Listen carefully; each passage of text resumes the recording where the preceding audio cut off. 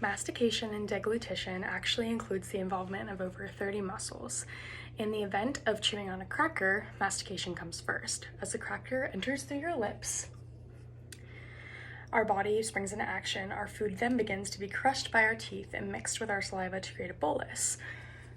Our hard palate, which is the roof of our mouth, has a mucous membrane that secretes tiny amounts of mucus. It also forms ridges that help grip the food while our tongue moves it during chewing.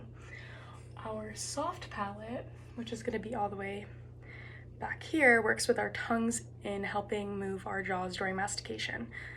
The movement of our jaws vertically, laterally, and anteroposteriorly allow for subsequent digestion. The entirety of our oral cavity, the lips, the lining inside the cheeks, the tongue, the upper and lower gums, the floor of the mouth, under the tongue, and the bony roof of the mouth all work together through mastication, in turn becomes deglutition. Moving into deglutition, this is the entire process of swallowing and can be broken down into 4 phases. The first stage is called the oral preparatory phase.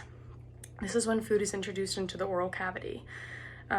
When food is introduced into smaller pieces through what was previously explained as mastication, in this phase, liquids are sealed in the oral cavity by the tongue and hard palate.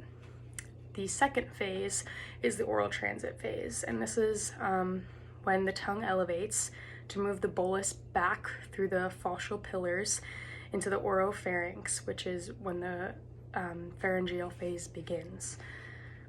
The pharyngeal phase is when our body does the pharyngeal swallow response, which is our body's way of involuntarily taking over the swallowing process. Our efferent muscles send signals to the larynx and the trachea and esophagus in order to lead food into the esophagus and protect our airways. This phase works to protect the airway. It closes off our vocal cords, which are going to be right there, and prevents food from entering the wrong airways. Not only this, but insulating the larynx and trachea and having breathing momentarily stop can prevent what we call something going down the wrong pipe. The velopharyngeal closure plays a part in this. It actually extends from the hard palate, which is the roof of our mouth, to the posterior pharyngeal wall, and it creates a tight seal between the velum and the pharyngeal walls to separate the oral and nasal cavities. Also, the epiglottis, which is right there, blocks the entrance of food particles from going into your larynx and lungs.